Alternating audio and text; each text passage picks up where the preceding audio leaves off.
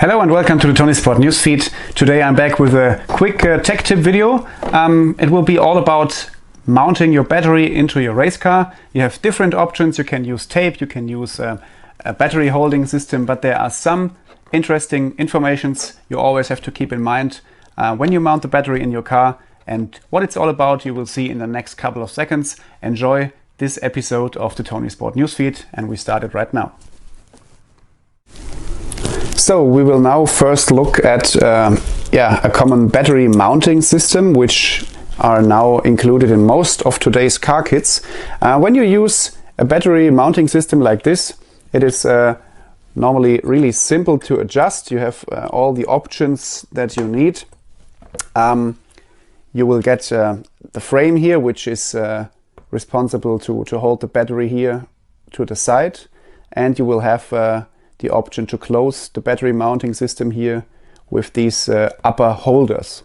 Then you normally have additional options to adjust the wideness here from front to rear exactly to the sides of your battery pack, and for the height of the upper part you can use shims to make it perfect for your battery that you have in use. When you now put the battery into the car, it is important that you adjust your battery mounting system in a way that the battery is not bolted absolutely onto the chassis with pressure from the top or from the side, because when the battery is not able to move around in the battery holder, that will have a negative effect on the chassis flex, because as your chassis flexes, you can see that here at the battery holders, when the chassis will flex, the battery holder must be able to move around your battery, and if this will not happen, your chassis flex will be affected in a bad way from left to right, because the left will flex differently compared to the right side when the battery is bolted too hard on your chassis plate, especially when you're using longer packs in the normal standard touring car, where the flex will be affected even more badly when the battery sits too tight on the chassis. So always keep in mind, when you close your battery mount, your battery should always move a little bit in all directions. I hope that you can see that here in the video. Adjust the battery mount that your battery can move a little bit from front to rear, like this, only some tenths of millimeters, not a lot. Then your battery should be able to move in and outwards a little bit as well, like this. It's only a little bit. And it is important that your upper holder here is not laying on the battery, so the battery should always be able to move a little bit up and down as well, as you can see here. So overall the battery should move a little bit, but always check that it's not possible for the battery to fall out of the car because of too much play in your battery holding system. Sometimes it's good to recommend that you shim up the lower battery brace here, this part which holds the battery from inside to outside.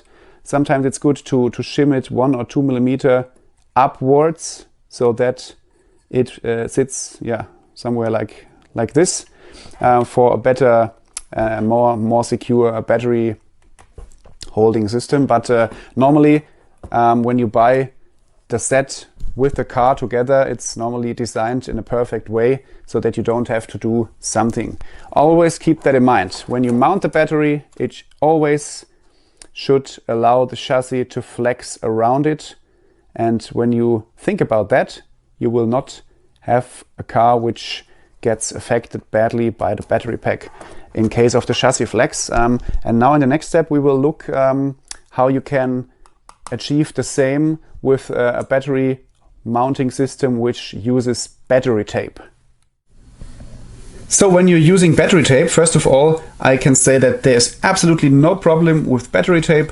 I used battery tape for many years without any problems, but there are some rules which you also have to to take care about when you're using battery tape. First of all, your battery holder must be adjusted in the same way as I showed before with the battery mounting system.